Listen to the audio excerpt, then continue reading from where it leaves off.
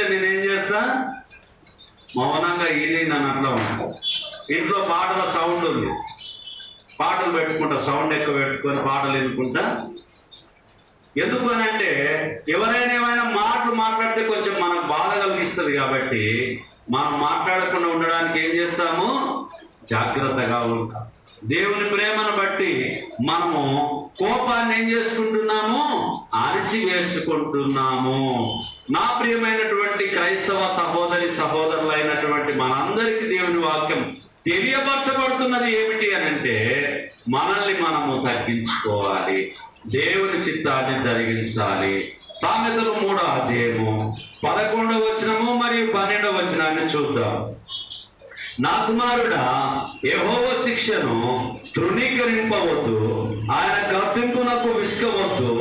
తండ్రి తనకు ఇష్టడైన కుమారుని గద్దించు రీతిగా యెహోవా తాను ప్రేమించు వారిని గద్దించును. తండ్రి ఎప్పుడైతే శిక్షిస్తాడో ఆ శిక్షను మనం ఏం చేయవద్దు, తృణీకరింపవద్దు. తండ్రి ప్రేమను చాలా గొప్పగా మనము భావించాలి. మరి తండ్రి మన మీద ప్రేమ ఎక్కువగా ఉంది అని భావించాలి. కానీ ఈ కాలంలో పిల్లలు ఏమనుకుంటారని అంటే, నా మీద ప్రేమ లేదు అని అనుకుంటాం. మన పరలోకపు తండ్రికి మన మీద ప్రేమ ఉండే తన కుమారుని లోకానికి పంపించి ఉన్నాడు. 119వ కీర్తన 67వ వచనాన్ని చూద్దాం. శ్రమ కలుగుగాక మునుపు శ్రమ కలగక మునుపు నేను త్రోవ విడిచి తిని, ఇప్పుడు నీ వాక్యమును అనుసరించి నడుచుకొనుచున్నాను. నీవు దయాళుడవై మేలు చేయుచున్నావు, నీ కట్టడలను నాకు బోధింపుము. గర్విష్ఠులు నా మీద అబద్ధము కల్పించుదురు, అయితే పూర్ణ హృదయముతో నేను నీ ఉపదేశములను అనుసరింతును. వారి హృదయము క్రొవ్వు వలె మందముగా ఉన్నది. నేను నీ ధర్మశాస్త్రమును బట్టి ఆనందించుచున్నాను. నేను నీ కట్టడాలను నెరవేర్చుకున్నట్లు శ్రమ నొంది ఉండుటకు నాకు మేలైన. శ్రమలో కూడా ఏమైంది, మేలయ్యింది. సాయిలన్న గారు పాట కూడా పాడినారు, మేలులాయనే మేలులాయనే శ్రమలే నాకు మేలులాయనే, మేలులాయనే మేలులాయనే శ్రమలే నాకు మేలులాయనే. శ్రమలు మనకేమైతవి, మేలైతే. చాలా మంది ఏమనుకుంటారంటే కీడైతవి అని అనుకుంటారు.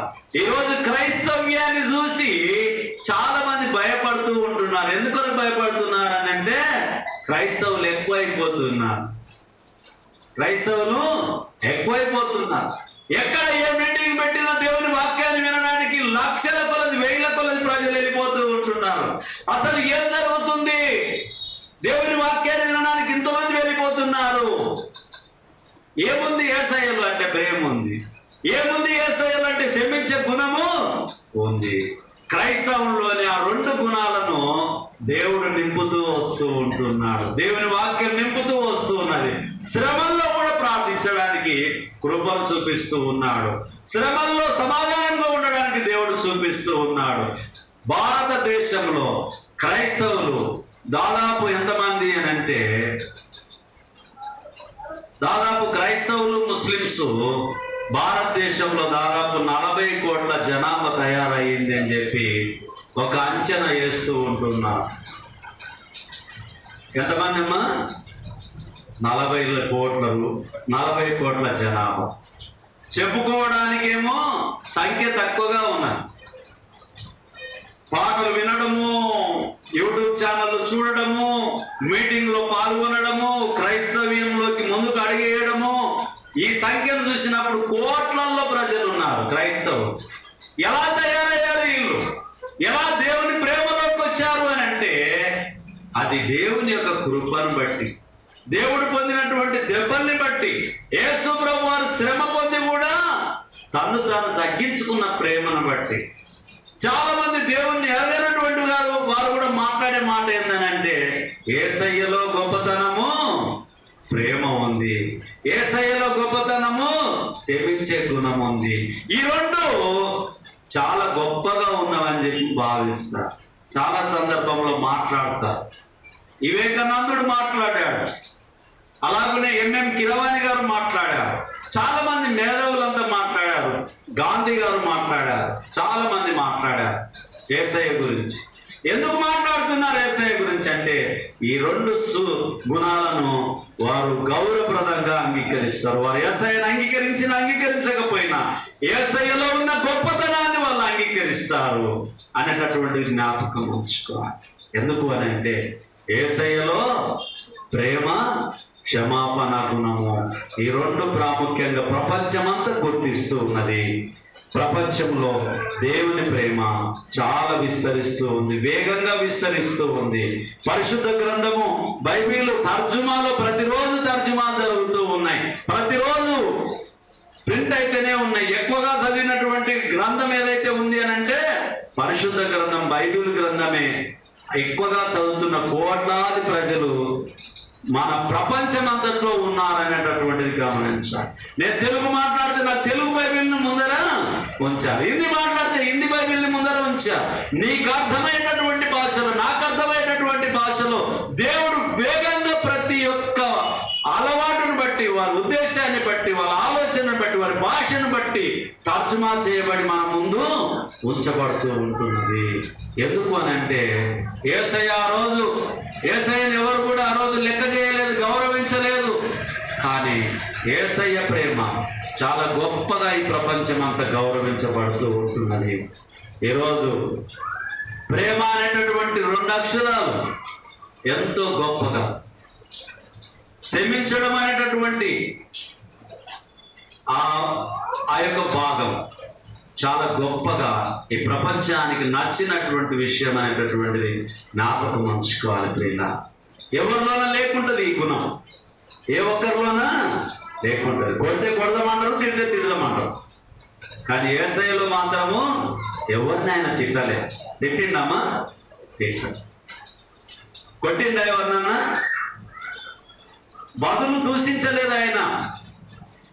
ఏ మంచి లేని నన్ను ప్రేమించావు, ఎంతగానో నీవు నన్ను ఆదరించావు, నీ ప్రేమే మాధుర్యము, నీ ప్రేమే మహనీయము, నీ ప్రేమే మాధుర్యము, నీ ప్రేమే మహనీయము. ఏ మంచి లేనటువంటి మానవుని ప్రేమించడానికి, గొర్రెల వలె తప్పిపోయినటువంటి మానవుని ప్రేమించడానికి, ఈ లోకానికి తండ్రి చిత్తాన్ని నెరవేర్చడానికి కుమారుడి లోకానికి వచ్చి ఉన్నాడు. రోమీలకు రాసిన పత్రిక 5వ అధ్యాయం 3-4 వచనాన్ని చూద్దాం. రోమీలకు రాసిన పత్రిక 5వ అధ్యాయం 3-4 వచనాలను చూద్దాం.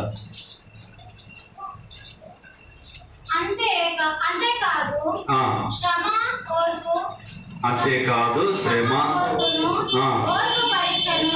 పరీక్ష నిరీక్షణను కలుగజేయునని ఎరిగి శ్రమలయందును అతిశయపడుదుము.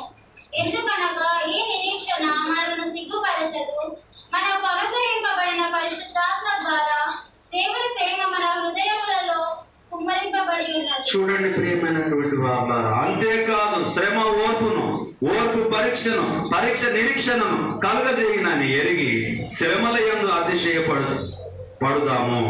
ఎందుకనగా ఈ నిరీక్షణ మనల్ని సిగ్గుపరచదు. మనకు అనుగ్రహింపబడిన పరిశుద్ధాత్మ ద్వారా దేవుని ప్రేమ మన హృదయంలో కుమ్మరింపబడి ఉన్నది.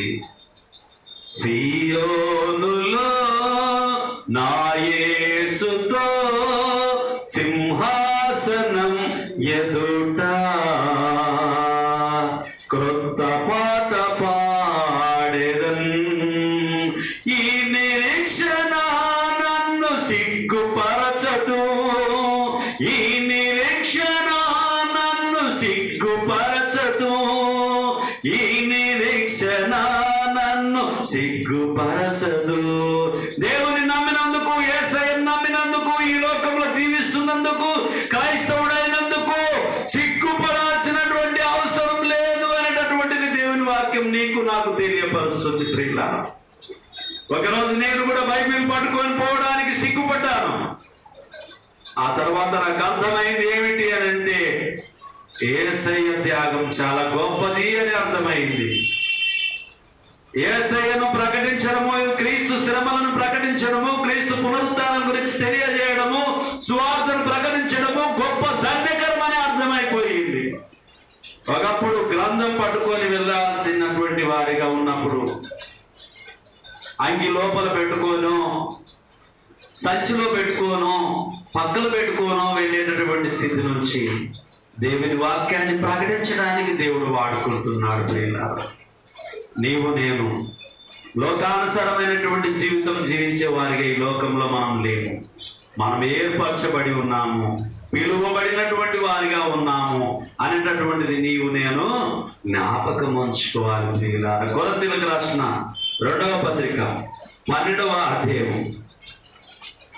కొరింథీ 2వ పత్రిక 12వ అధ్యాయం 7వ వచనంతో, నాకు కలిగిన ప్రత్యక్షతలు బహు విశేషముగా ఉన్నందున నేను అత్యధికముగా హెచ్చిపోకుండా, నాకు కలిగిన ప్రత్యక్షతలు బహు విశేషంగా ఉన్నందున నేను అత్యధికంగా హెచ్చిపోకుండా నిమిత్తము నాకు శరీరంలో ఒక ముళ్ళు నేను అత్యధికంగా హెచ్చిపోకుండా నిమిత్తము నన్ను నలగగొట్టుటకు సాతాను యొక్క దూతగా ఉంచబడెను. అది నా యొద్ద నుండి తొలగిపోవాలనని దాని విషయం ముమ్మారు ప్రభువును వేడుకొట్టిని. అందుకు నా కృప నీకు చాలును, బలహీనత యందు నా శక్తి పరిపూర్ణమగుచున్నదని ఆయన నాతో చెప్పెను. కాగా క్రీస్తు శక్తి నా మీద నిలిచియుండు నిమిత్తము విశేషముగా నా బలహీనతల యందే బహు సంతోషముగా అతిశయపడుతును. నా బలహీనతల యందే బహు సంతోషంగా అతిశయపడుతును. నేనెప్పుడు బలహీనుడను, అప్పుడే బలవంతుడను గనుక క్రీస్తు నిమిత్తము నాకు కలిగిన బలహీనతలలోను, నిందలలోను, ఇబ్బందుల్లోను, హింసలలోను, ఉపద్రవ్యములోను నేను సంతోషించుచున్నాను. ఎవరు చెప్తున్నారు ఈ మాటను? పౌలు గారు సెలవిస్తూ ఉంటున్నారు. పౌలు గారు తెలియజేస్తున్నారు. ప్రార్థన చేయగా దేవుని వాక్యం సెలవిచ్చింది. అందుకు నా కృప నీకు చాలును అని చెప్పి దేవుని వాక్యం సెలవిచ్చింది. నా కృప నీకు చాలు. ఒక ముళ్ళు ఉంది, ఆ ముళ్ళు కొరకు మొరపెట్టాడు పౌలు గారు. అందుకు దేవుని వాక్యం సెలవిచ్చింది, నా కృప నీకు చాలు. నీ కృప లేని క్షణము నేనేమవుదునో తెలియదయ్యా. యేసయ్యా నీ కృప నాకు చాలయ్యా. నీ కృప లేనిదేనే బ్రతుకలేనయ్యా. యేసయ్యా నీ కృప నాకు చాలయ్యా. నీ కృప లేనిదేనే బ్రతుకలేనయ్యా. నీ కృప లేని క్షణము, నీ దయ లేని క్షణము నేను హించలేను. యేసయ్యా, యేసయ్య ఏం కావాలి మనకు? ఆయన కృప మనకు చాలు. కృప మనకు చాలు. చాలా వరకు అనుకుంటాము, నా బలం అనుకుంటాము, నా జ్ఞానం అనుకుంటాము, నా శక్తి అనుకుంటాము, అన్ని నావే అని అనుకుంటాము. అది భ్రమ. దేవుని చిత్తం, దేవుని కృప మాత్రమే మనకు చాలును. పౌలు గారు సెలవిస్తున్నాడు, శ్రమ యందును, ఓర్పు యందును, కష్టమైనను, నష్టమైనను ఏమైనప్పటికీ అది నా యొద్ద నుండి తొలగిపోవాలని దాని విషయమై ముమ్మారు ప్రభువును వేడుకొంటిని. అందుకు నా కృప నీకు చాలును. బలహీనత యందు నా శక్తి పరిపూర్ణమవుతున్నదని ఆయన నాతో చెప్పాను. కాగా క్రీస్తు శక్తి నా మీద నిలిచి ఉండు నిమిత్తం విశేషముగా నా బలహీనతల యందే బహు సంతోషముగా అతిశయపడుదును. నేనెప్పుడు బలహీనుడనో అప్పుడే బలవంతుడును.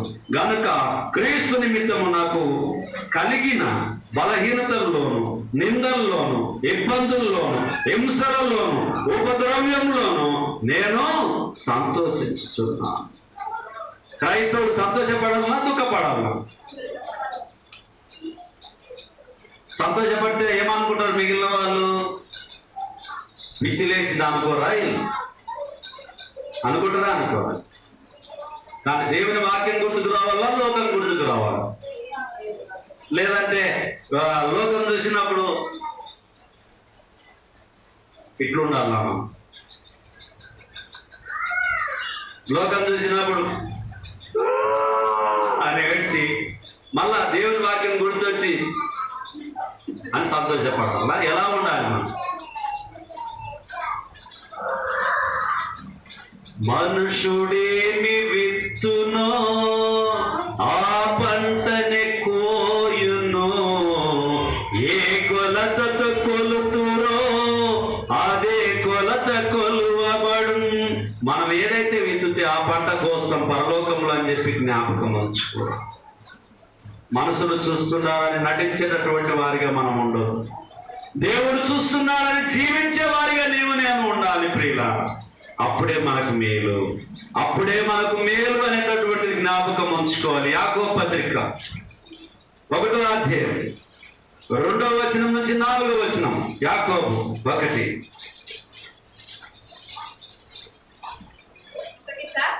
2వ వచనం నుంచి 4 వరకు. నా సహోదరులారా మీ విశ్వాసమునకు కలుగు పరీక్ష ఓర్పును పుట్టించునని ఎరిగి మీరు నానా విధములైన శోధనలో పడినప్పుడు అది మహానందమని ఎంచుకొనుడి. మీరు సంపూర్ణులను అనునాంగులను ఏ విషయంలోనైనాను కొదువలేని వారునై ఉండునట్లు ఓర్పు తన క్రియను కొనసాగా నింపనీయుడి. చూడండి ప్రియమైనది, ఓర్పు చాలా ప్రాముఖ్యమైనది. ఓర్పు లేకపోతే ఏమీ లేదు ఈ భూమి మీద. ఒకవేళ అమ్మ మనకు జన్మనియాలి అని అనుకుంటే పురిటి నొప్పులు భరించాలి కదా అని అనుకుంటే ఆయన జన్మనిస్తుందే, మరొక బిడ్డనిస్తుందే? ఎవరు మోయాలా ఈ బాధ? 9 నెలలు మోసిన తర్వాత వాడు సాగుతాడో తాగుతాడో తెలియదు. ఈ నొప్పులు ఎవడు భరించాలని చెప్పి అనుకున్నది అనుకో, తల్లి మోస్తుందా అమ్మా? అంటే ఆ తల్లి మోయాలంటే ఏం కావాలి? ఓర్పు కావాలి. ఆ తల్లిని పిల్లలు సాగాలంటే తండ్రికి ఏం కావాలి? ఓర్పు కావాలి. ఓర్పు లేకపోతే మన జీవితమే సున్నా అనేటటువంటిది గమనించాలి. ఓర్పుతోటే ప్రతిదీ ఈ సృష్టి ప్రారంభం అవుతుంది అనేటటువంటిది జ్ఞాపకం ఉంచుకోవాలి. సృష్టిలో మనం అందరం జీవిస్తున్నామనంటే ప్రతి ఒక్కరిలోన ఓర్పు ఉండడం వల్లే సంసారము, కుటుంబము, ఈ అభివృద్ధి అనేటటువంటిది కొనసాగుతుంది అనేటటువంటిది మనము జ్ఞాపకం ఉంచుకోవాలి. సామెతలు 13వ అధ్యాయం 24వ వచనం. సామెతలు 13:24. బెత్తము వాడని వాడు కుమారునికి విరోధి. ఏమంటమ్మా? బెత్తము వాడని వాడు తన కుమారునికి విరోధి. బెత్తము వాడని వాడు తన కుమారునికి విరోధి. కుమారుని ప్రేమించువాడు కుమారుని ప్రేమించువాడు వానిని బెత్తము వాడరు చాలా మంది తల్లిదండ్రులు. వద్దబ్బా కొట్టకూడదు, పిల్లగాడు చిన్నగా ఉన్నాడు, ముద్దుగా ఉన్నాడు, చాలా మందం ఉన్నాడు, లడ్డు లాక్కున్నాడు, బన్నీ అని పిలుచుకుంటారు, చిన్ని అని పిలుచుకుంటారు, నాన్న ఉన్నాడు అని పిలుచుకుంటారు. పిలుచుకొని వాని గారాభంగా పెంచుతారు. గారాభంగా పెంచితే ఏమవుతుంది? తర్వాత ఇంట్లో దప్పరిస్తే బయట వచ్చి అరుస్తాను. గారాభం ఏమవుతుంది? ఇంట్లో దప్పరిస్తే బయట వచ్చి అరుస్తాను. మొన్న ఒక వీడియో చూశాను సెల్ ఫోన్లో. ఒక తండ్రి అట్లే కుర్చీలో కూర్చున్నాడు. కూర్చుంటే ఒక కుమారుడు వస్తాడు, ఒకటే కొడతాడు. బాక్సింగ్ గుద్దినట్లనే గుర్తున్నాడు. అట్లా గుద్దిన తర్వాత తండ్రి కొద్దిసేపటికి చనిపోయిండు అనేది అందుట్లో పెట్టారు. ఆ కొట్టడము, కాలుతో తన్నడము, చెప్పులతో ఇగ్గడము ఆస్తి కొరకు, పేరు మార్చుకోవడం కొరకు మార్చడం లేదు అని చెప్పి మరి తండ్రిని కుమారుడు కొడుతూ ఉంటే తండ్రి ఏమీ అన్నాడు. తండ్రిని కొడుతుంటే కుమారుడు కొడుతుంటే తండ్రి ఏమీ అన్నాడు. ప్రాణం ఇస్తాడు, చనిపోతాడు, కానీ కుమారుడు మాత్రం ఏమీ అన్నాడు. ఎందుకు అన్నాడు అని అంటే తండ్రి ప్రేమించాడు కాబట్టి. తన కుమారునికి చేపను అడిగితే ఒకవేళ పామునిస్తాడా? ఇవ్వడు. చేపను అడిగితే ఏమి ఇస్తాడు? చేపనే ఇస్తాడు. గుడ్డుని అడిగితే గుడ్డునే ఇస్తాడు. ఎందుకు అని అంటే తండ్రి ప్రేమ అలాంటిది. ఏ కుమారుణ్ణి తండ్రి ప్రేమిస్తాడో ఆ తండ్రి ఏం చేయాలి? బెత్తము బెత్తం వాడకపోతే వాడు గొప్పవాడు కాడు. ప్రియమైనటువంటి తల్లిదండ్రుల, వాక్యం వింటున్నటువంటి మీరు బెత్తం ఒకవేళ మీరు వాడకపోతే మీ పిల్లల్ని మీరే నిష్ప్రయోజకులను చేసిండ్రు అనేటటువంటి విషయాన్ని వాక్యం మీకు తెలియజేస్తుంది. నేనుగా తెలియజేసేది వాక్యము మనందరికి తెలియజేస్తుంది. ఏ తండ్రి అయితే బెత్తం వాడకపోతే ఆ తండ్రి తన కుమారుని ప్రేమించడం లేదు అనేటటువంటిది జ్ఞాపకం ఉంచుకోవాలి. ఇంకొక మాటను చూద్దాం. పేతురు మొదటి పత్రిక 2:20. పేతురు మొదటి పత్రిక 2:20. పేతురు మొదటి పత్రిక 2:20. తప్పిదములకై దెబ్బలు తిన్నప్పుడు మీరు సహించిన ఎడల మీకేమి ఘనము? మేలు చేసి బాధపడును మీరు సహించిన ఎడల అది దేవునికి హితమగును. ఎందుకు మనం పిలువబడ్డము? సరి చేయడానికి పిలువబడ్డము, సరిగా బ్రతకడానికి మనం పిలువబడ్డము అనేటటువంటిది మనం జ్ఞాపకం ఉంచుకోవాలి. 4వ అధ్యాయం 15వ వచనం, పేతురు మొదటి పత్రిక 4:15. మీలో ఎవడును నరహంతకుడుగా గాని, దొంగగా గాని, దుర్మార్గుడుగా గాని, పరుల జోలికి పోవాడుగా గాని బాధ అనుభవింపతగదు. చూడండి ప్రియమైనటువంటి వాళ్ళ, పరుల జోలికి పోవడానికి మనకు అధికారము ఇవ్వలేదు అనేటటువంటిది జ్ఞాపకం ఉంచుకోవాలి. లూకా సువార్త 13వ అధ్యాయం 1-4వ వచనం. పిలాతు గలిలయులైన కొందరి రక్తము వారి బలులతో కలిపి ఉండెను. ఆ కాలమున అక్కడ ఉన్న కొందరు ఆ సంగతి యేసుతో చెప్పగా ఆయన వారితో ఇట్లనెను, ఈ గలిలయులు అట్టి హింసలు పొందినందున వారు గలిలయులందరి కంటే పాపులని మీరు తలంచుకున్నారా? కారని మీతో చెప్పుచున్నాను.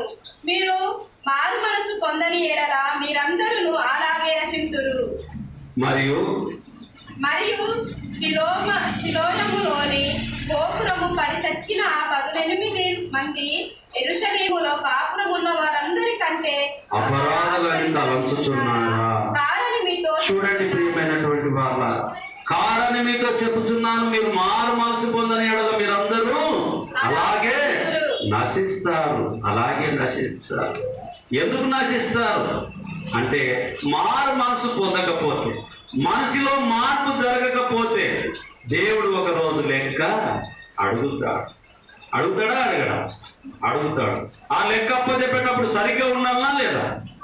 ఇక్కడంటే అబద్ధం నడుస్తుంది, ఇక్కడంటే నాటకాలు నడుస్తుంది. మరి దేవుని దగ్గర నడుస్తుందే? నడవదు. ఎందుకు నడవదు అని అంటే ఆయన సృష్టికర్త అయి ఉంటున్నాడు కాబట్టి ఆయన దగ్గర నడవదు. కీర్తనలు 30వ అధ్యాయం 5వ వచనంలో చూస్తే, 30వ అధ్యాయం 5వ వచనం, ఆయన కోపము నిమిషం మాత్రం ఉండును, ఆయన దయ ఆయుష్కాలం అంతయు నిలుచును. సాయంకాలం ఏడుపు వచ్చి రాత్రి ఉండినను ఉదయమున సంతోషము కలుగును. కోపము నిమిషం మాత్రమే ఉంటుందంట. కాబట్టి ప్రియులారా, దేవుని కోపం నిమిషం మాత్రమే ఉంటుంది. అప్పుడే మనం లోబడేటటువంటి వారిగా ఉండాలి. మారాలి. తృణీకరింపబడేటటువంటి బిడ్డలుగా మనం ఉండొద్దు. 12వ అధ్యాయం, ఎబ్రీ 12వ అధ్యాయం 11వ వచనాన్ని చూసుకొని వాక్య భాగాన్ని ముగిద్దాం. మరియు ప్రస్తుతమందు సమస్త శిక్షయు దుఃఖకరముగా కనబడని గాని సంతోషకరముగా కనబడదు. అయినను దాని యందు అభ్యాసం కలిగిన వారికి అది నీతి అను సమాధానకరమైన ఫలమిచ్చును. నీతి అనేటటువంటి సమాధానకరమైనటువంటి ఫలము మనకిస్తాడు. కాబట్టి దేవుని వాక్యం వినేటటువంటి మీరు, మనకేమైనా ఈ లోకంలో శ్రమలు వచ్చినా, ఇబ్బందులు వచ్చినా, శోధనలు వచ్చినా, ఆటంకాలు వచ్చినా, ఏమొచ్చినప్పటికీ కూడా అది దేవుని చిత్తం, నా మేలు కొరకని భావించాలి కానీ ఎప్పుడు కూడా కీడు కొరకని భావించవద్దు. దయచేసి కళ్ళు మూసుకుంటే ప్రార్థన చేసుకుందాం. మహోన్నతుడా, మహాగణుడా, పరిశుద్ధుడా, మీ పరిశుద్ధమైన నామాన్ని బట్టి మీకు వందనములు చెల్లించుకుంటున్నాం. రక్షించినటువంటి కుమారునికి మేలే జరుగుతుంది అనేటటువంటి అంశం ద్వారా మేము నేర్చుకుంటున్నాం. లోపడాలనేటటువంటి విషయాన్ని మేము నేర్చుకున్నాం. నాయన, మీ చిత్తం మా పట్ల, మీరు నేర్పించిన మాటల్ని మా హృదయంలో భద్రపరిచి నాయన ఇతరులతో మేము పంచుకొని సరైనటువంటి మార్గంలో ప్రయాణం చేయడానికి సహాయం చేయమని, వాక్యం వింటున్నటువంటి మా ప్రియులందరినీ దీవించి ఆశీర్వదించి మీరెక్కల కింద భద్రతపరచమని, రాబోయే ఉగ్రత నుంచి, అపాయం నుంచి తప్పించి నాయన మీ మేళ్ల చేత నింపమని, ఈ మనవులు మీ కుమారుడు, మా ప్రాణ రక్షకుడు, మాకై మరణం పొంది సమాధి చేయబడి తిరిగి లేచిన నజరేయుడైన యేసుక్రీస్తు అతి పరిశుద్ధమైన నామంలో బ్రతిమాలి అడిగి వేడుకొని ప్రార్థించుచున్నాము తండ్రి. ఆమేన్. అందరికి ప్రభు నామమున వందనాలు.